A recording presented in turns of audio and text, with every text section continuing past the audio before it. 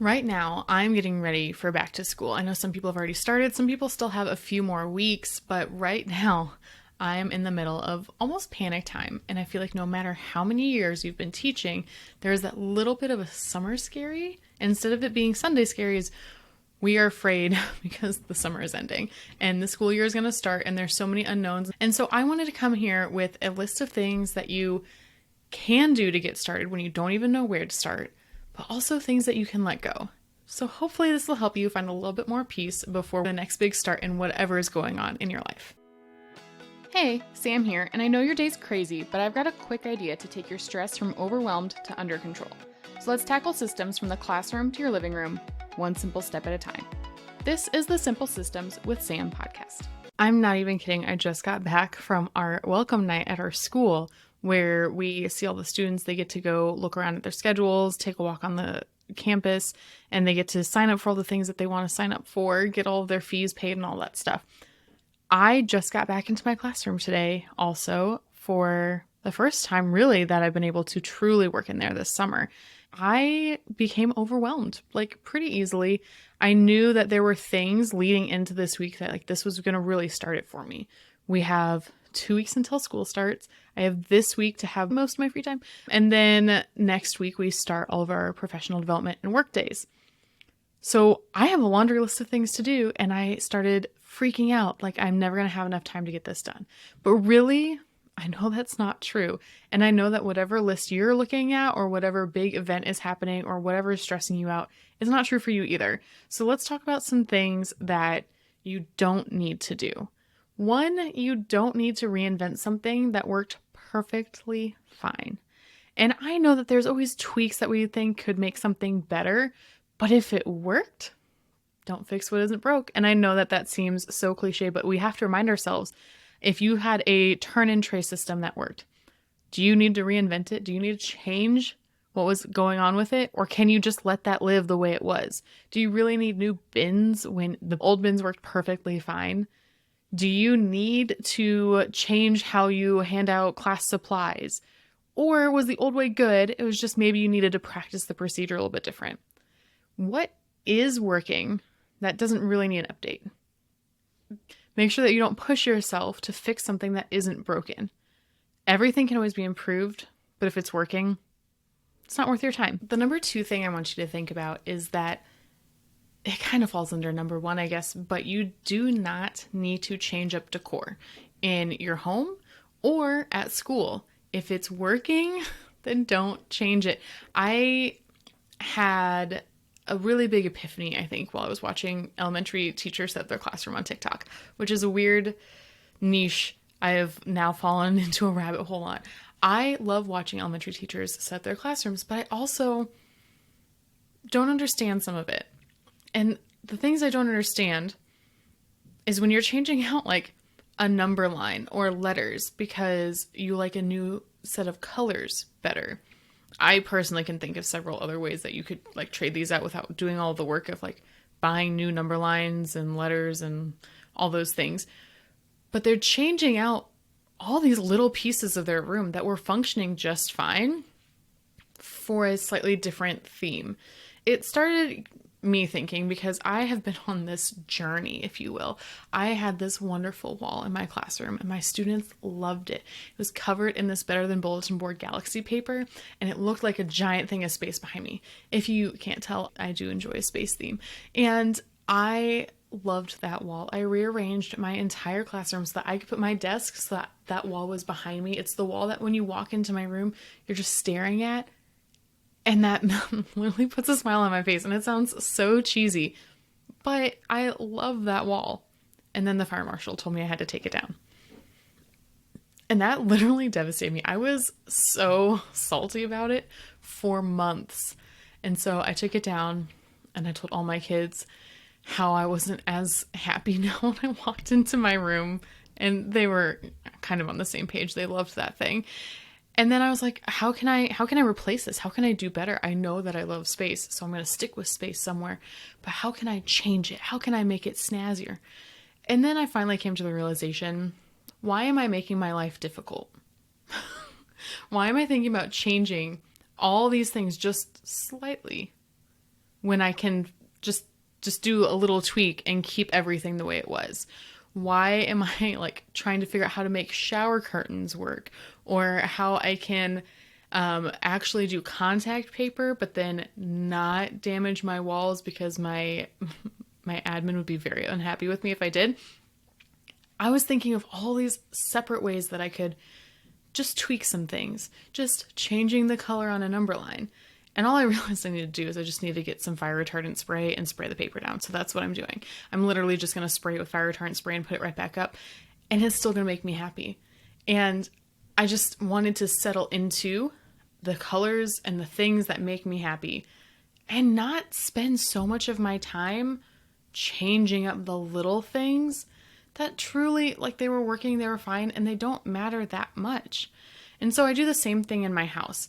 If I am looking at decor, it's gotta be something that I generally just like and will enjoy for years. I'm not changing it out every single year. I'm not even changing it out every single season.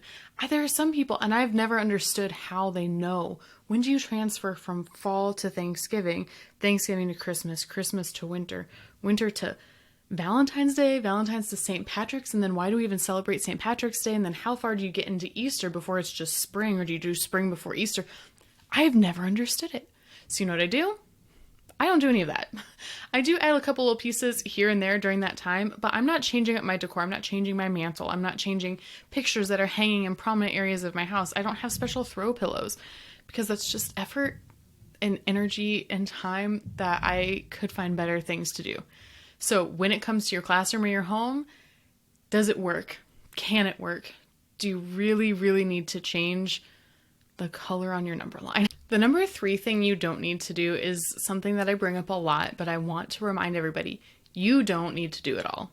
You do not have to do all of it.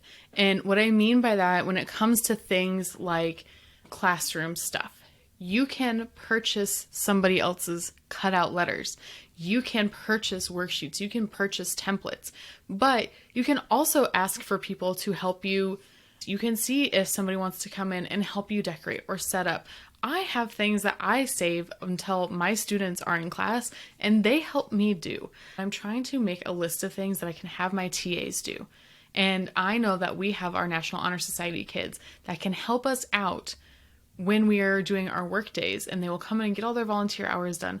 What can I have them do? And even if you don't have that, there are certain things that students can help you set up. A couple of years ago, when I first moved into my classroom, I spent 3 weeks unpacking all of the brand new science stuff, and it was fantastic and exhausting. I didn't have time to go through an inventory. I just literally shoved stuff in cabinets. One of my first day of school activities with my upperclassmen, I gave them each a cabinet. And I said, hey, can you just write down what is in each of these cabinets? And they put on a sticky note, and that sticky note was able to tell me what was in each cabinet. So I didn't have to go searching for it. I didn't have to do that inventory myself. I have dishware. I have glassware that I used, oh gosh, probably in February. No, before that. It had to have been like November. I never washed it. We do kitchen chemistry in the freshman classes, so it's not that big of a deal, but all I had to do is literally put it in the dishwasher, run the dishwasher, and then empty the dishwasher. And I still have not done that. I'm really bad at my own laundry and my school dishes. It's a weird combination. But you know what I can do? I can trust a kid to go in and do that for me.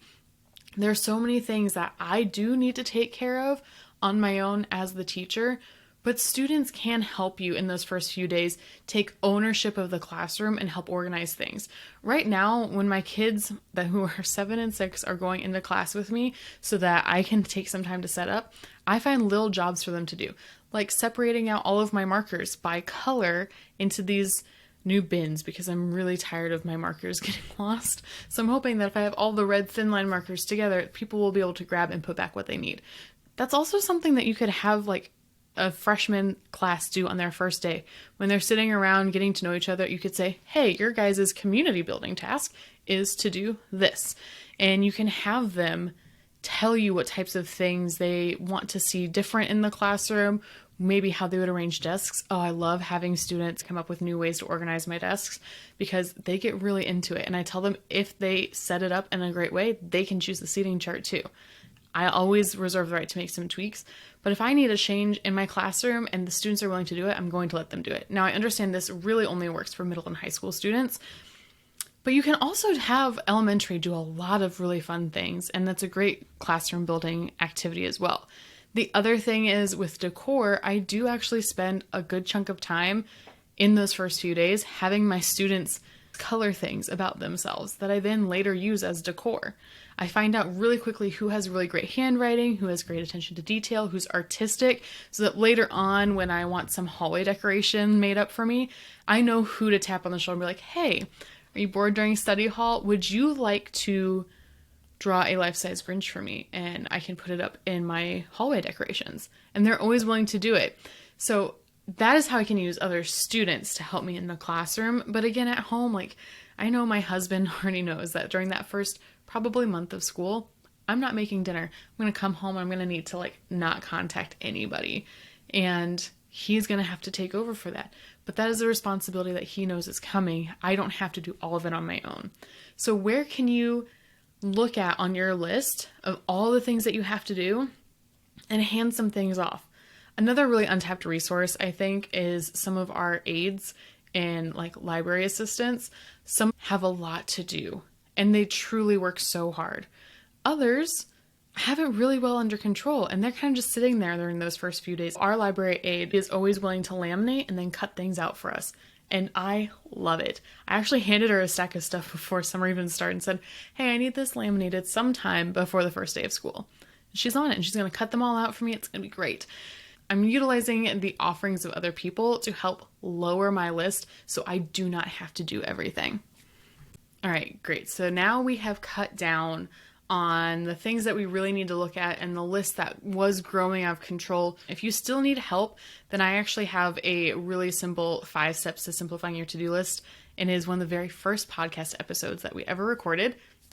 I'm a one-person show. Anyway, it's one of the first episodes I ever recorded, and there is a nice little handout that comes with it that you can print out to help you organize all the things on your to-do list.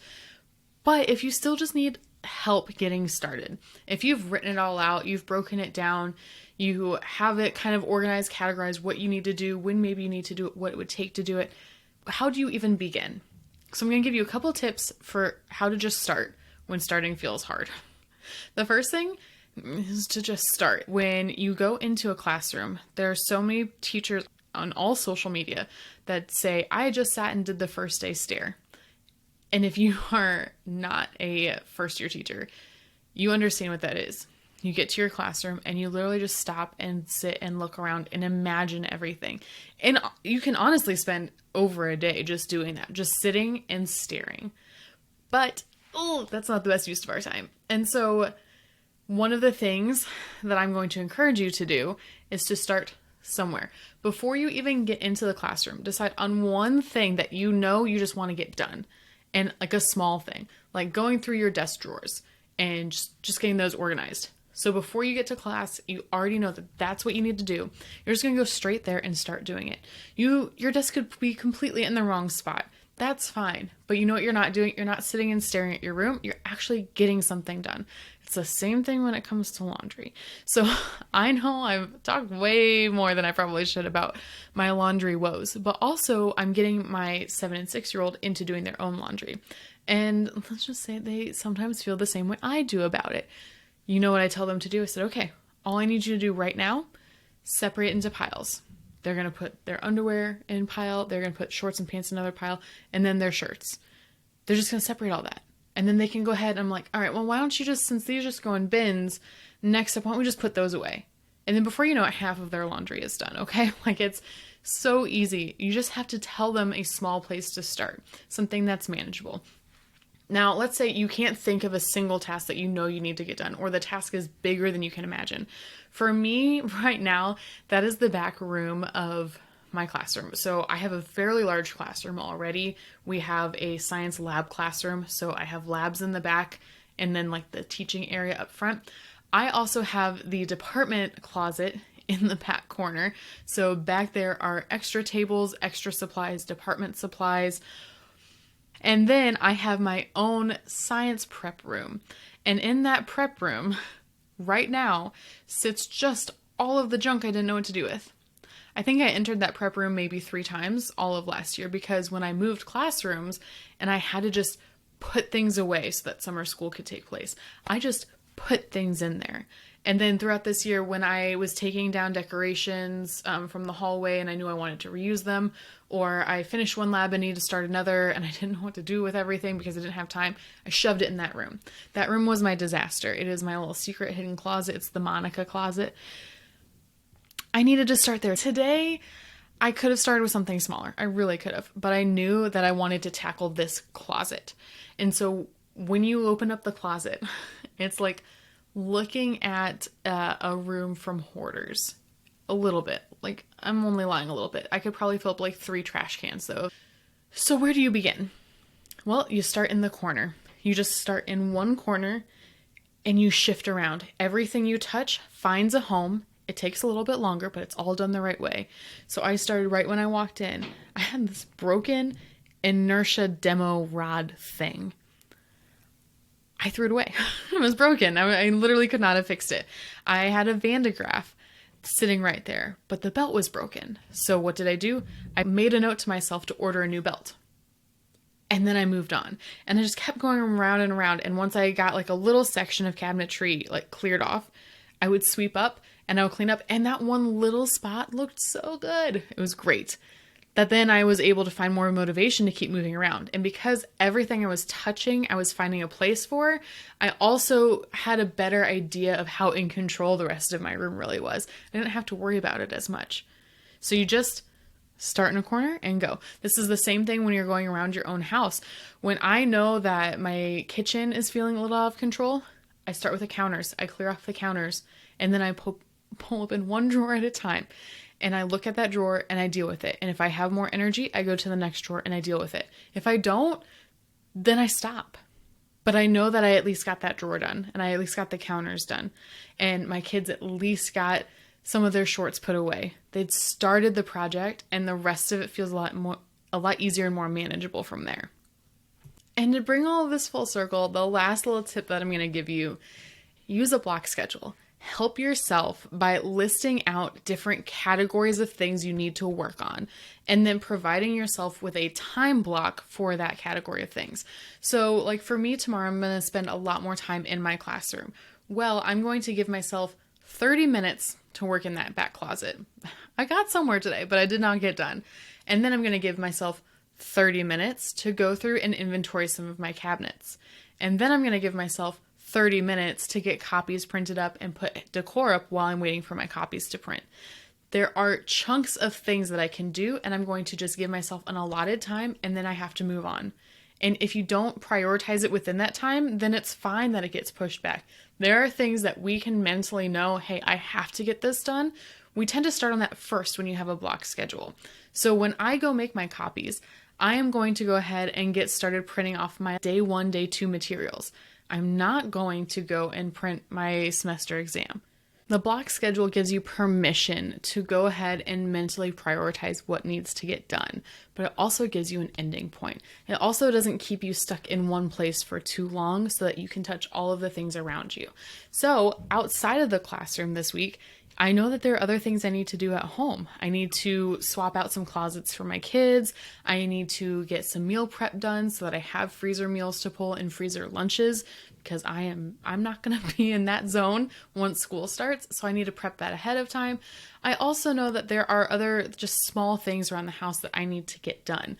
So I'm going to create an at-home block schedule too. And I'm going to decide when I'm meal prepping something, when I am taking care of the clothes in the house, when am I going to go around and do general cleaning, when am I going to do X, Y, and Z paperwork. I can set aside blocks for different themes like food prep, cleaning, organization. And then within that, I have a time limit and I have the things that I know I need to get done in priority order in that block. If it doesn't fit, then I should have the time to push it back, because I should not be overwhelming myself with too much, because I've already cut down on the things that didn't need to happen that I could ask somebody else to do. And I've just gone through and evaluated what truly matters. So block scheduling, still going to stick by that, still going to stick by a small block schedule, even for just smaller chunks of your day. And I have so many resources on that. Episode 3 is an entire episode dedicated to just the ins and out of generic block scheduling. And I'd love if you check that out if you haven't already. If you have any other questions though, please feel free to ask me. Helping other people troubleshoot is really cathartic for me, but also it does help me because I can see other situations ahead of time and see how I might react. So when it does happen to me, life is a little bit easier. So if you would like any help going through any of these processes, feel free to leave a comment on YouTube, or you can find me at hello@engineerdoeseducation.com, also on Instagram at engineerdoeseducation. Until next time. Thanks for hanging out today. I hope that this simple step will help build big results in your classroom, home, and life. Remember to subscribe, review, and tag me on social media at engineerdoeseducation so we can build a simple system together.